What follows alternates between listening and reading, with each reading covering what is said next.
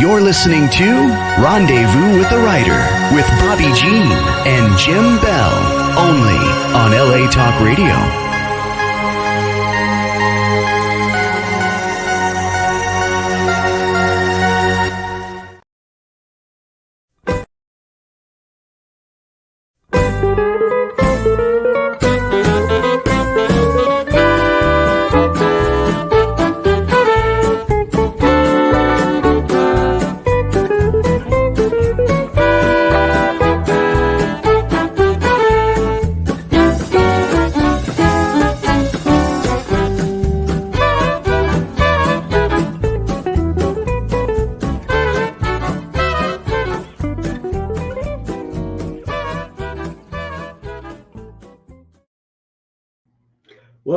Welcome to Rendezvous with the Writer, where readers and writers meet, and story is everything.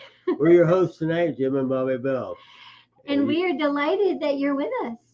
We are. And that was our opening music, was the Hot Texas Swing Band. Hot Texas is the name of that song. And we sure thank you all for tuning in again today. This is our first anniversary show. It is. Yeah.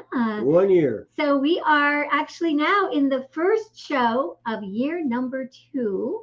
And we really thank you for coming along with us. We're really having a good time, aren't we? We are. Yeah. So who do we have with us tonight? Special guest Henry Park. Yeah. Film editor of True West magazine. And all the way from Germany, Manuela.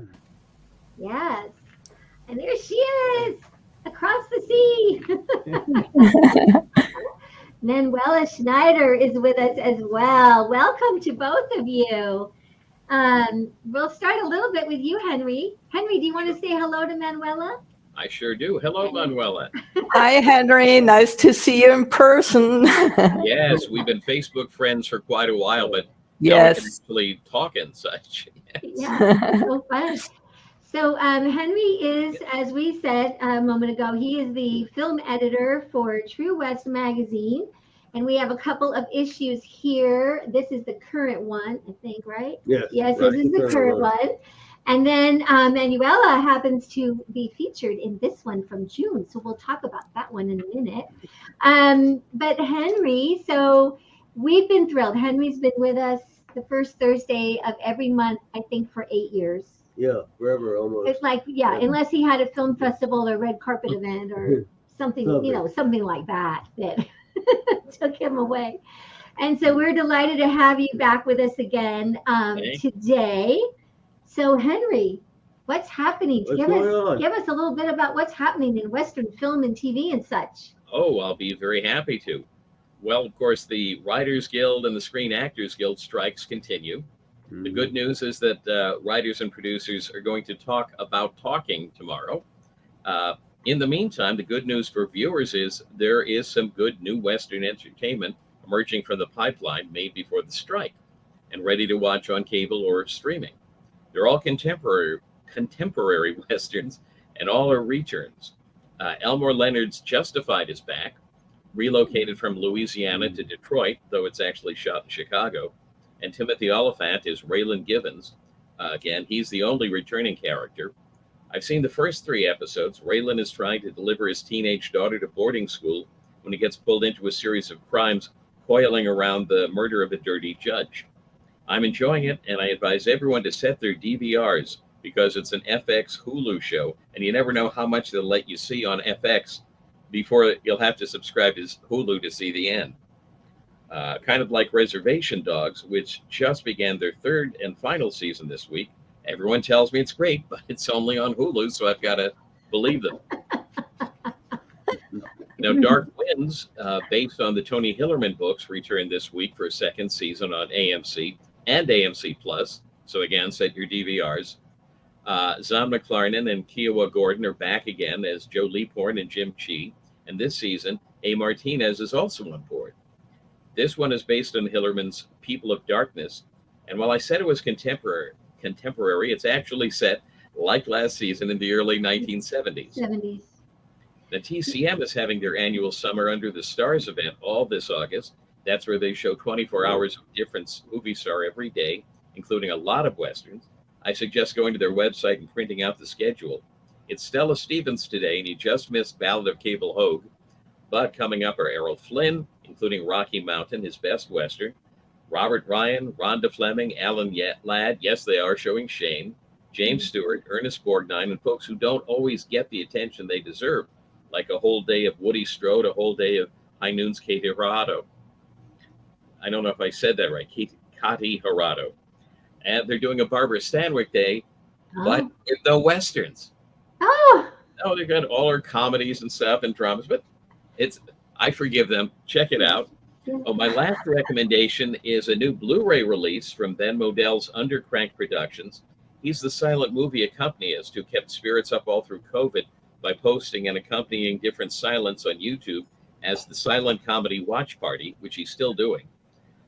He just released a double feature of rarely seen Tom Mix movies, Sky High and The Big Diamond Robbery. And if you think silents are fuzzy and scratchy, you have to see these. The quality is stunning. They're both thrilling and just fun movies. Sky High was shot mostly in the Grand Canyon, and it's incredibly beautiful. Tom Mix was the original Tom Cruise when it comes to doing his own dangerous stunts, and you'll love them. And please check out the September True West with my article on the ever-expanding Taylor Sheridan universe. And please read my newest INSP blog, where I compare John Ford's Stagecoach and the two remakes to decide which of the three is best. You can get one guess. And you can read all about this, thank you, and so much more at www.henryswesternroundup.blogspot.com. and there you go. Comics double bill, which I highly recommend. How fun. I just finished watching the first season of Dark Winds. And I did subscribe to AMC because we had remembered seeing the first couple of episodes, and then, I don't know, we lost it. I don't know what it was on initially. And I'm very eager now to watch season 2. So season 2 is just out now, is what you're saying? Right, they just aired. The very first episode was yesterday, I think. Oh, okay. Well, we know what we're doing later. Well, let's see. We mentioned before that Henry and our guest tonight, our award-winning author guest, Manuela Schneider, we all have one person, at least at the moment, that we can think of in common. And he's very connected to film and very connected to Tombstone, the movie, and anything and everything Western, right, Manuela? He's a walking encyclopedia on it. Yeah, we're talking about our friend Peter Shireko. Henry, do you remember when and how you met? Was it through us? Absolutely. No, I met you folks the same day, I think. It was because it was at the Santa Clarita Cowboy Festival when they were doing at Melody Ranch. And I met Peter and introduced myself, and he said, we need to talk. You need to see my guns. You need to see my saddles and stuff like that. And the next thing I knew, he got me onto my very first Western set, which was a picture called Yellow Rock, which incidentally starred Zahn McFlarnon, who's we're just talking about in Dark Winds. How interesting. And so he has been a great friend to me, and probably gotten me onto the sets of a dozen pictures that he's been working on. So great guy. Yeah. So knowledgeable. And we actually haven't officially introduced Manuela. Do you want to take a moment and let everybody know a little something about Manuela, and then we'll have you tell us how you met Peter Shireko. Well, okay, I'm Manuela Schneider, born, raised, and based in Germany. We got it. We got it. Here, okay. That's great. You go ahead. We're a little bit, and then you take it. And then you take it over. Here's what we have. Right. Drawing energy from strong pioneer women of our past, author Manuela Schneider is driven to create captivating sagas that ultimately leave readers wondering, will the story continue? To date, Schneider has written 4 novels that feature powerful female characters immersed in a battle against hardship, riddles, deception, while searching for true love and a better life. Her first composition as a songwriter 2021's Norris Candle has achieved recognition and won numerous awards in Arizona, Texas, New Mexico, and Europe. The song is played in 7 countries worldwide. The award-winning Western music video Miner's Candle is her first project as a filmmaker. Now an award-winning filmmaker. And we're going to be talking very shortly, in just a couple of moments, we will be focusing on one of her books, The Arma del Diablo, The Cult of Destiny. And if you're watching the show or you're listening live or you're listening to the podcast, you need to write this title down because you will want this book. Take it from us. You will want this book. But we'll talk about it more in a moment. So, Emanuela, I know that you have a long history with Tombstone, and Yes. you also have a long history with this gentleman that we're talking about, Peter Sherayko. Do you remember how you met? I met him on Facebook, like many people do. And I remember he left a comment under the first script and lead role I was engaged with about a video production called One Day Only, and it was Big Nose Kate. And Peter, being a perfectionist in outfits and historical correct weapons and everything, so he commented underneath it, "Nice try." I'm like, So I commented underneath that, coming from you, I consider that a true compliment. That's how we met. And so we have been commenting under each other's stuff on Facebook on and off. And I met him in person in 2019 at the Western Writers Convention. And we had been more in touch on Facebook then. And I came to the convention and I hired a friend of mine with his camera to take pictures of all the authors and to provide them with pictures of the event of us visiting old Tucson studios. So Peter, with his unlit cigar and his buckskin jacket, stood there and he said, "Wait a minute, are you telling me you brought your own guy with camera for covering this event?" And I said, "Yeah, lady, you got style." And from that moment, he was really helpful with whatever question I had. And we are probably working together on the next movie project I'm planning if I come across the hurdle of raising the budget, which is always the top theme in movie productions. But I started to learn that he is really a walking encyclopedia. It's like unbelievable what the guy knows about period correct guns, holsters, dresses, saddles, and the collection he has in California it's just out of this world. And I started at the beginning, I saw him as a critical person. And after a while, I understood he has every right to be that critical because, oh my God, the knowledge is unbelievable. He is one person that keeps that genre alive in such a successful way. And every Western author has to be grateful for people like Peter Sherayko.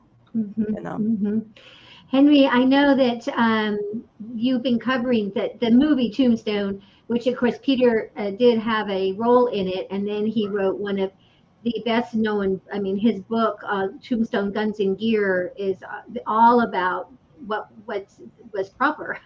Right. And I know that you shared with me that you just had a very interesting interview with someone that it'll be out in print in can you say?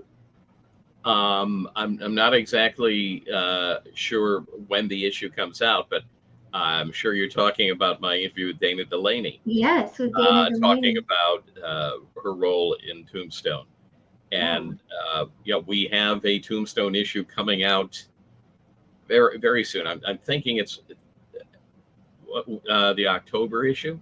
October, I think October. Is October the next one? Yeah, this is October. I got to talk to her just before the Screen Actors Guild went on strike,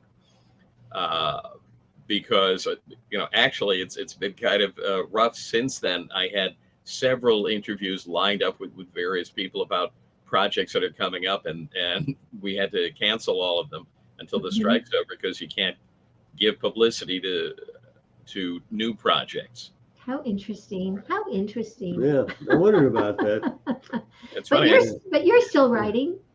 I am, but I'm not writing for the screen. So Right. what I'm writing doesn't fall. And I am a striking WGA member. Okay. But the writing that I'm doing is for print and for the internet, so it does not, and it's not for acting. So yeah, it really isn't affected. Luckily, so very interesting.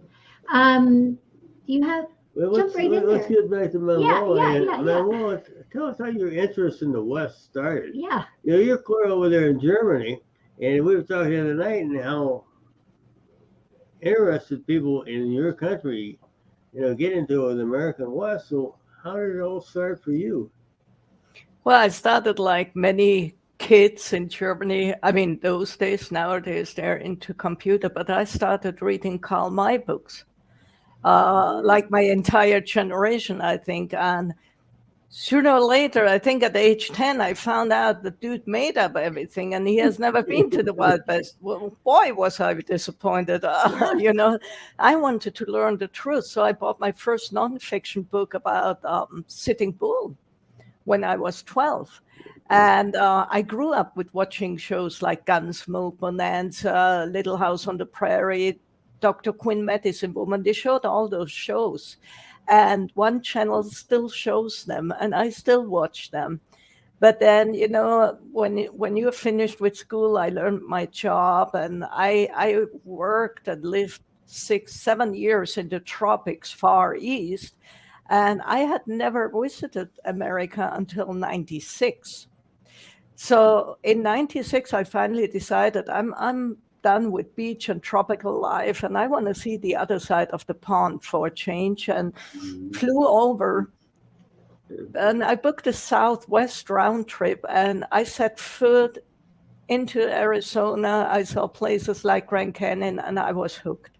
It was like as if you enter a soul home.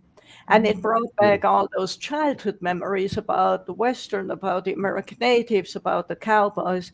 So in 97, a year later, I booked a vacation on a dude ranch 5 miles out of Tombstone, and boy, I was done. I came back a few weeks later for a seasoned job at the dude ranch, and I met my best friend ever there, an old, stubborn, rugged, spur-making cowboy named Jim Barker. We hit off 23 years, amazing friendship, and he passed away on cancer 2 years ago. He's still sadly missed. I can show you when I write books. This is Mr. I hope you see it because of the light, Mr. Jim Barker. He's with me every day. I write on my books, and to honor this friendship, I came up with the idea to write a book, a story with him as a lead character. That's how I started. That's how I started being a Western author. And I found a soul home in doing it. It warms my heart. It makes me happy. It completes me. That's how I got to step into the wild, wild west. Very good. How often are you able to come here? It depends now. At least once a year, but last year it was like twice. I was blocked from flying into the US for 2 full years because of COVID. Non-European was allowed to fly in. But generally 2 to 3 times a year. And I plan to come over more often on a longer stretch, like 3 months on a stretch. At the moment, I still cannot do it because I'm the caretaker of my mother, who is dying of terminal cancer. So as long as she's alive, I keep it short visits because I'm her only child and she's my mom. So, but once she passes away, I will be in the States more often, longer period of time.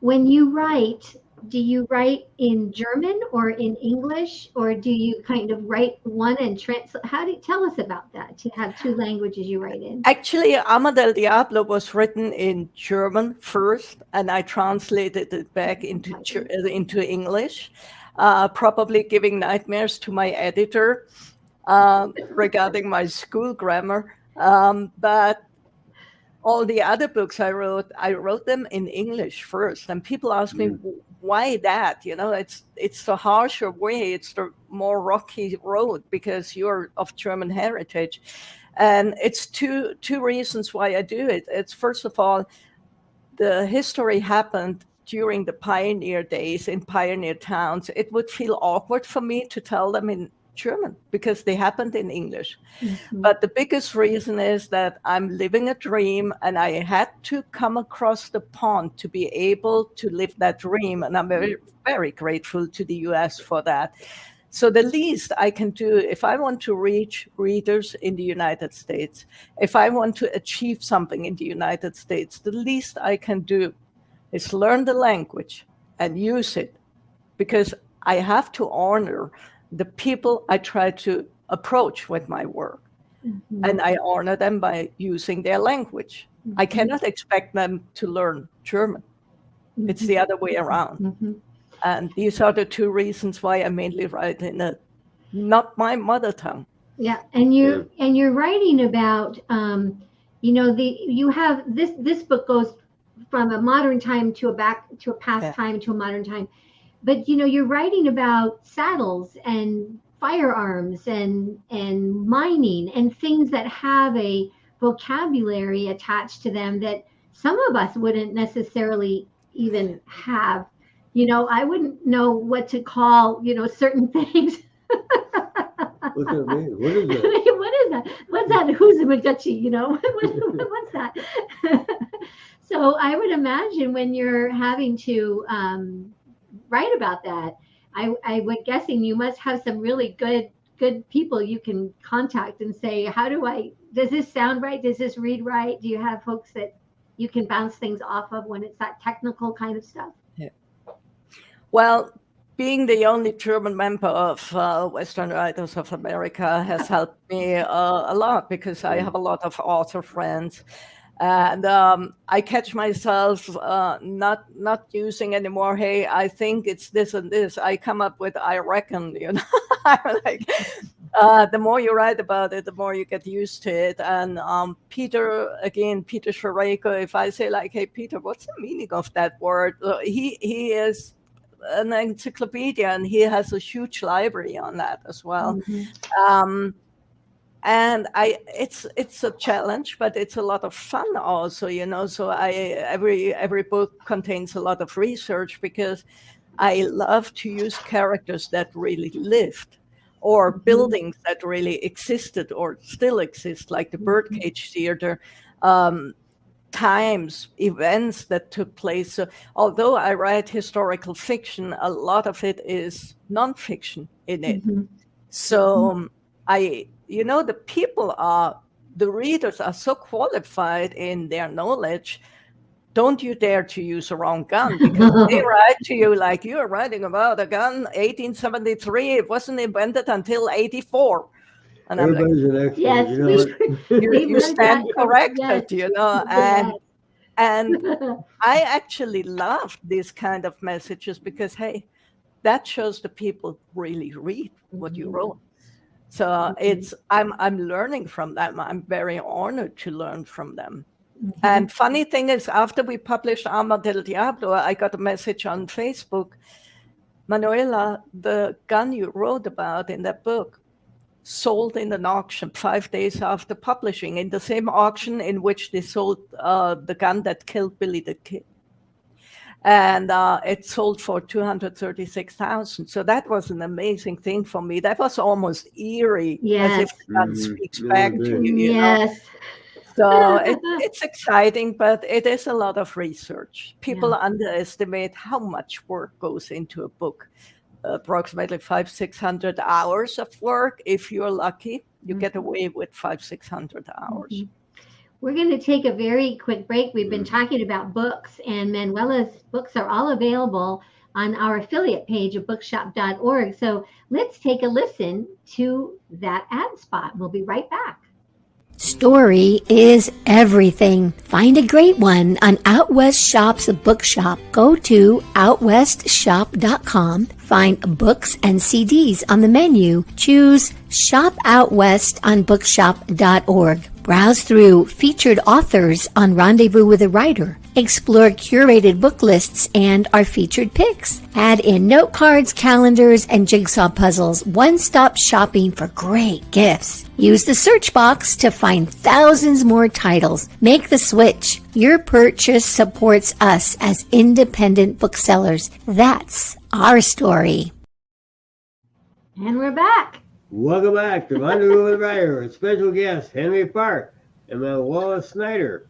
We're talking about, oh my goodness, who would have thought that there could be a connection between Johnny Ringo and the devil?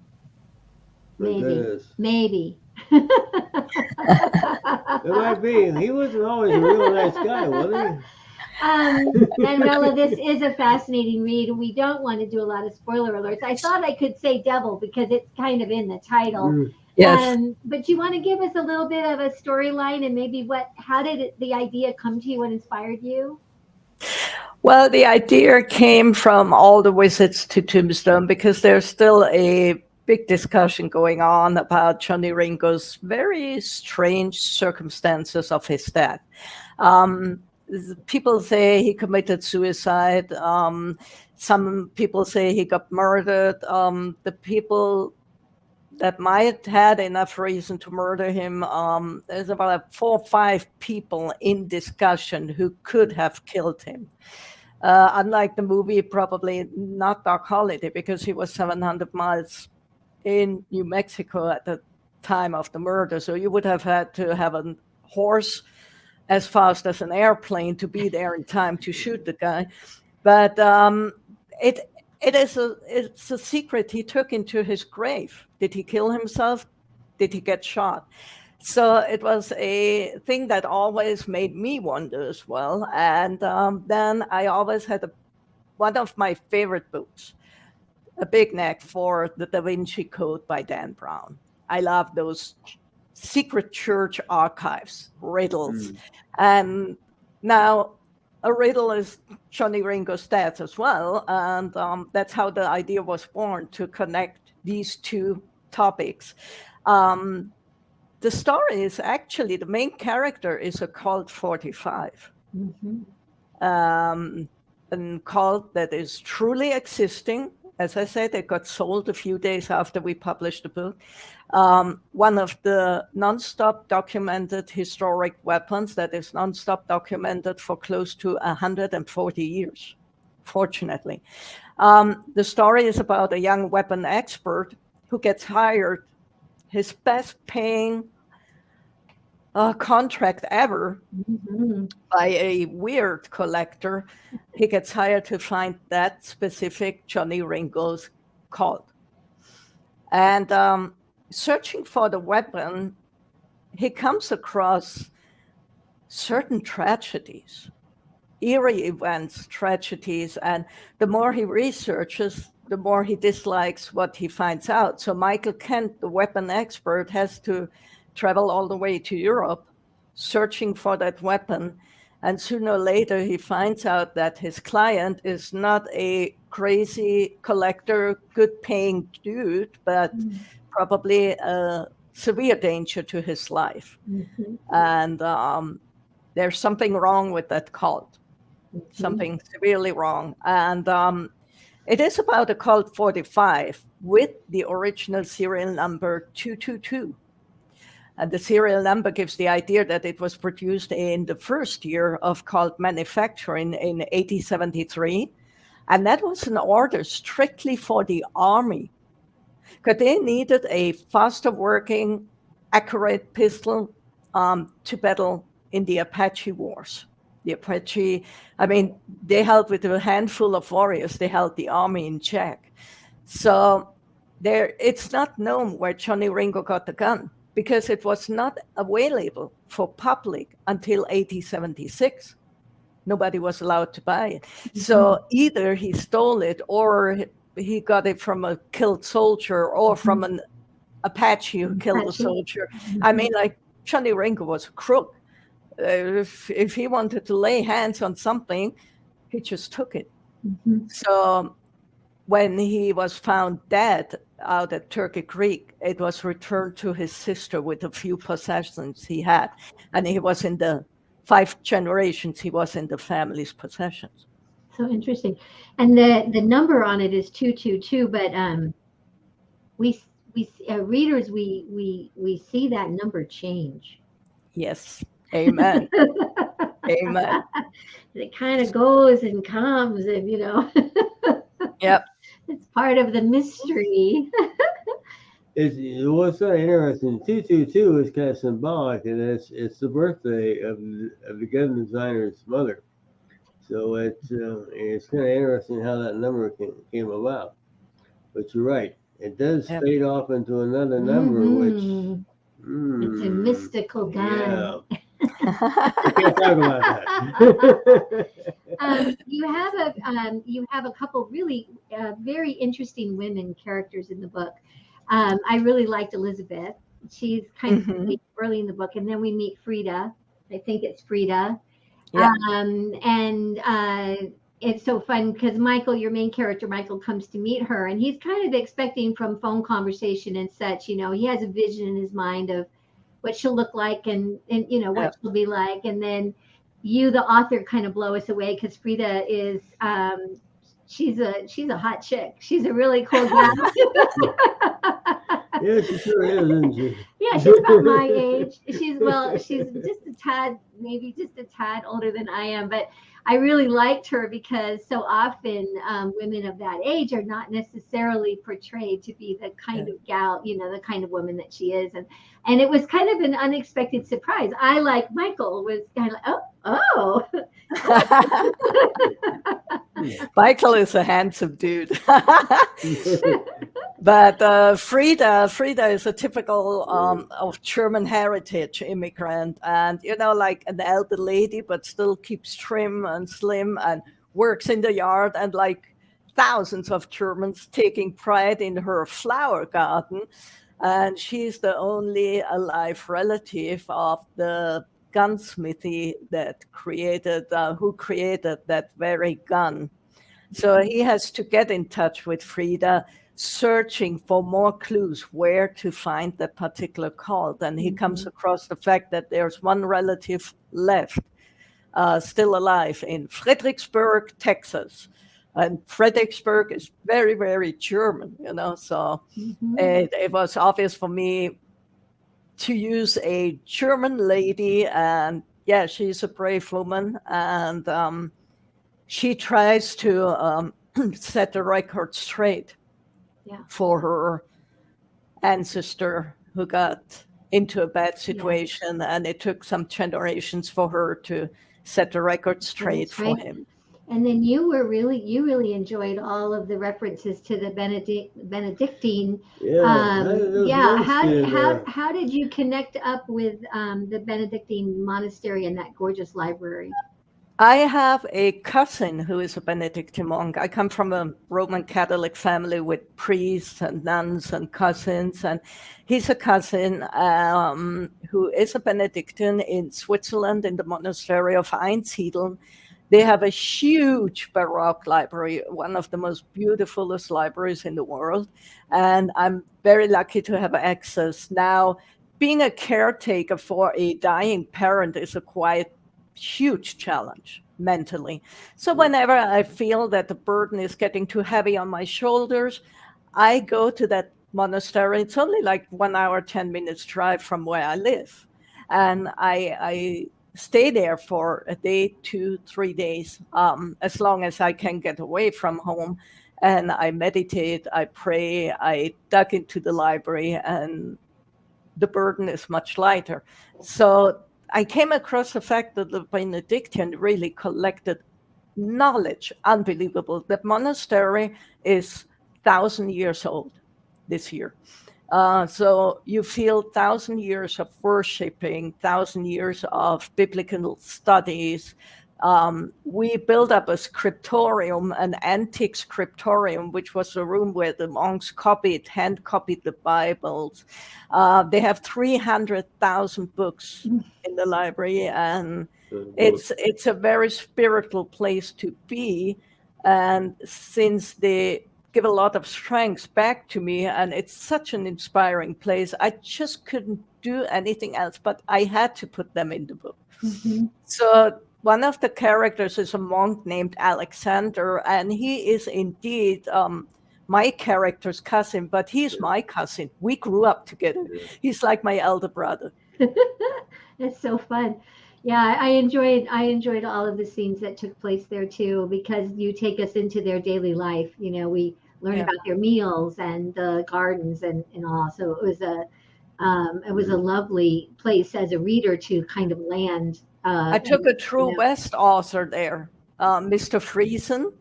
Mr. Friesen, Steve Friesen, came to visit us in Switzerland, and I took him to Einsiedeln, into the library, and he was at awe, to say the least. It's beautiful there. He got a very special behind the stage tour there with his wife. Now, I have a question that's a little bit of process, because this is a very compelling, engaging, it's a mystery in many ways.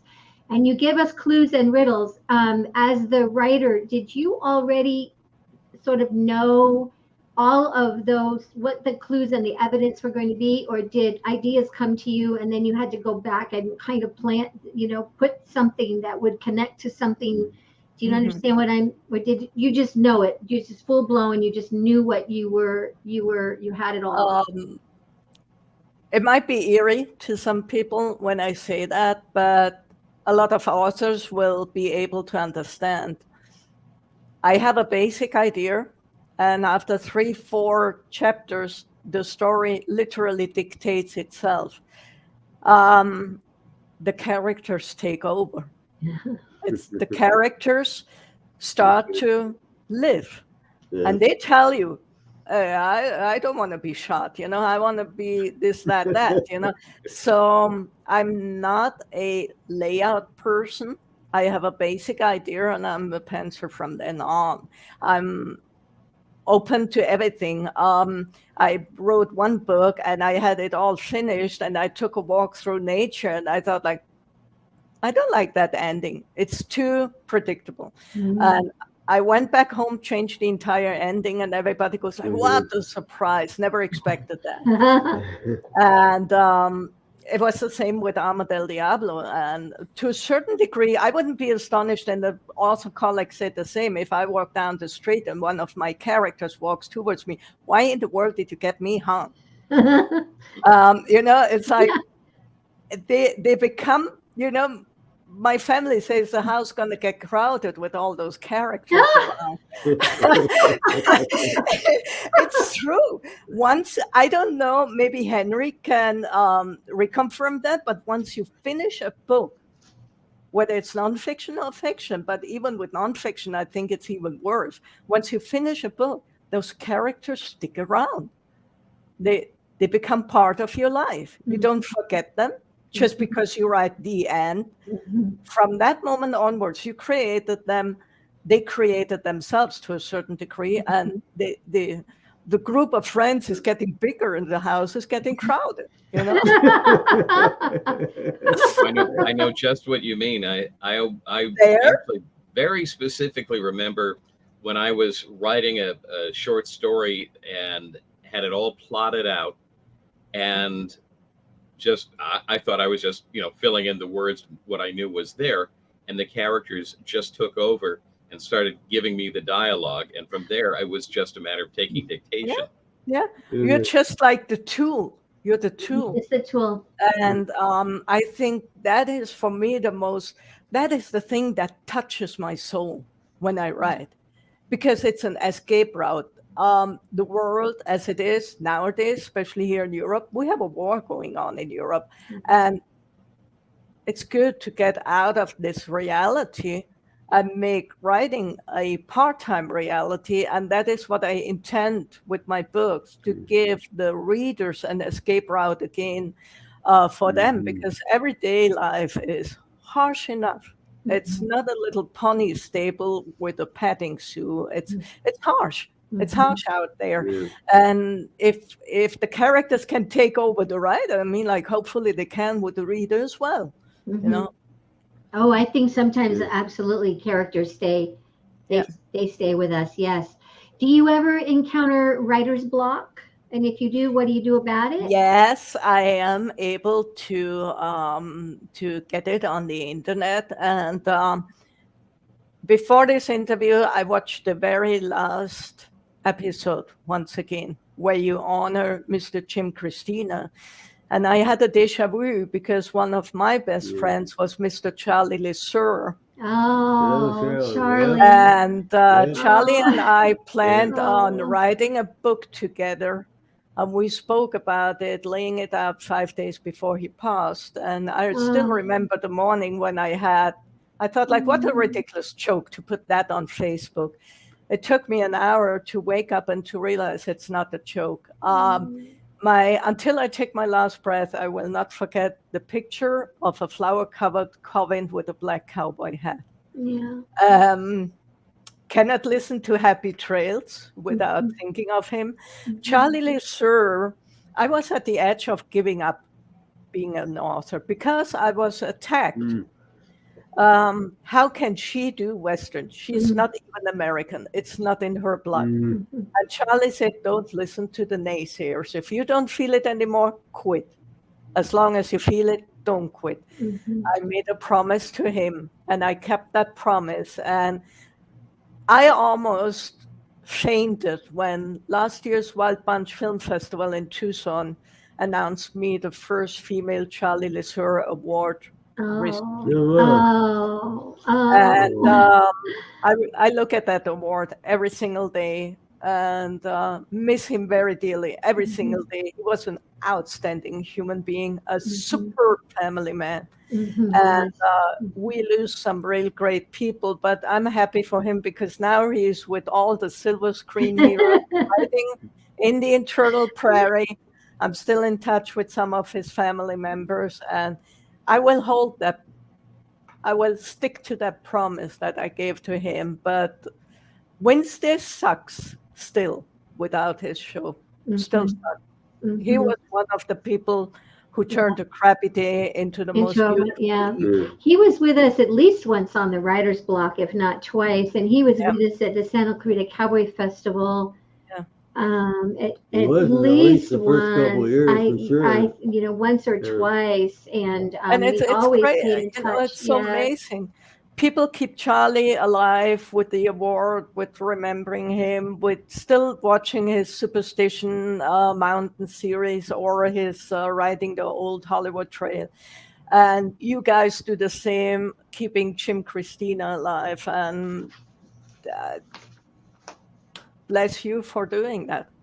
Well, bless you for doing that, because one day we all become stories.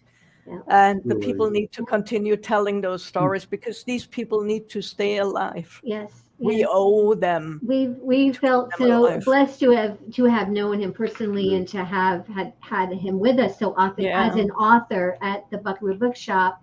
And then when he got the vision for that show, for the writer's block, to be invited to, write along with him, not being an author and just being a reader and a Western fan, was just an honor, and that he would just keep inviting me back. Next episode, next year, next month, next year, next year, next supportive. Year. Very supportive. I owe my first awards to him because he was the guy who said, like, submit your work to the Wild Bunch Film Festival. If not for him, I wouldn't have won these awards. And I won my first awards with him 30 minutes before they rolled me into a severe spine surgery. I wasn't sure. We were not sure if I would come out in a wheelchair or if I would survive it. And the nurse asked me, are you scared? Are you scared? I said, hey, I just won my first award. It's all good now because that's the light at the end of the tunnel. Put me into Nirvana and just do your job right. Oh my gosh. I need to travel back to Arizona. I just won my first award and boom, I was out. Oh, what a story. So thanks. Manuela, what are you working on next? I'm just looking at the clock and oh my goodness. So what are you working on next? I signed contract for book 9, 10, and 11. So I have 11 new books coming up until late 24. 2 series, a 3-book series about a famous female character for the first person, written in first person for the first time, a pioneer character. And nothing much is written about her, fortunately for me. And the other one is a 6-book series about a Western mystery, kind of like similar to Alma del Diablo, but it's a 6-book series. And I have 2 new books coming out with Ronan Weatherford. So fortunately for me, out of the 11 books I signed up, I'm at number 5 now. 4 are finished already. So I'm right on that line. So obviously you'll be willing to come back in 2024 and catch up with us, right? I come back earlier because I'm nominated for a Will Rogers Medallion for my short movie. Yes. So I will be in Arizona and Texas in October. And come back in spring. And I'm planning a book tour in 24. Oh, okay. Well, obviously we're going to be staying in touch because I would be honored. And we would love to be advanced hopefully readers. With a better lightning next time.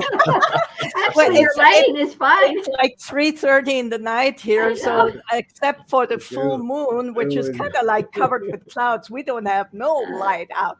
The street lamps, everything is off, like energy saving politics. Yeah, okay. Well, I know as we begin to kind of wrap the show, Jim always finds a couple of quotes. Jim, what did you find for us for tonight? Well, we better get these quotes. Yeah, what have you got? This is from the book, and it's actually from our beginning character, Johnny Ringo, who says, "The dang wall dogs are hunting us down on a cruel vendetta as if we was rabbits to chase." And from the movie Tombstone, Doc Holliday, talking about Johnny, says, "Why, Johnny Ringo, you look like somebody just walked over your grave." Oh, Henry, where can people follow you and find out what you're up to? Oh, well, they can read True West, or they can check out the INSP blog, or go to Henry's Western Roundup at www.henryswesternroundup.blogspot.com. And Manuela, what's your website or social media? Where can people follow you? It's www.manuelaschneider.com, and Facebook, also Manuela Schneider, like Manuela Schneider author. Instagram, Manuela Schneider author. Your bookshop, of course, Amazon.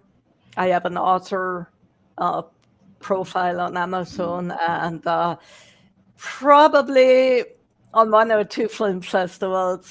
Yes.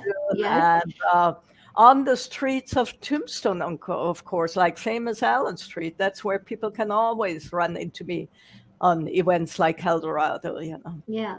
And you just wrote, I think with our friend Jim Jones, you just did some co-writing, I believe. I wrote a very personal song. It's called Stray, about not being wanted and misjudged by people.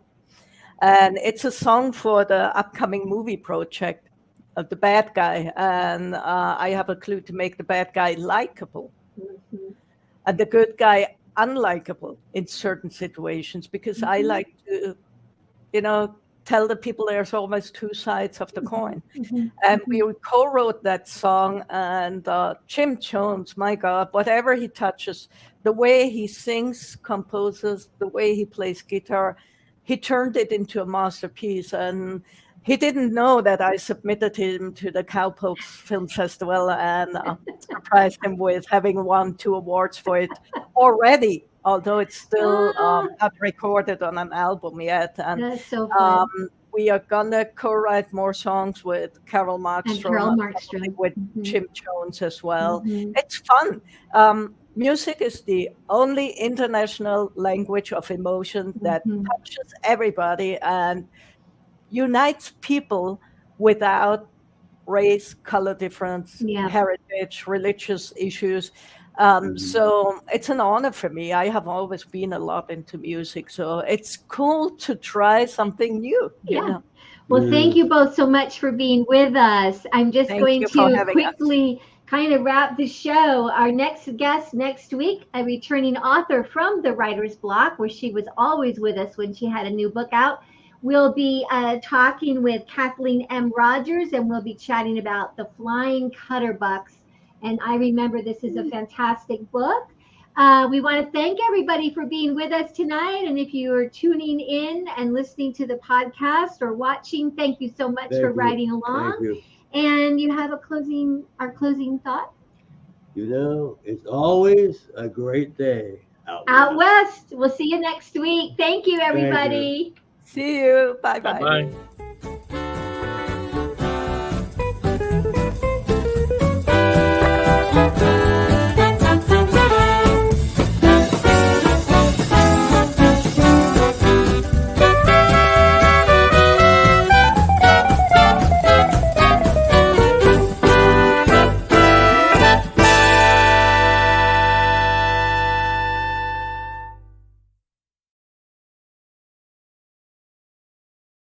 You're listening to Rendezvous with the Writer with Bobbi Jean and Jim Bell, only on LA Talk Radio.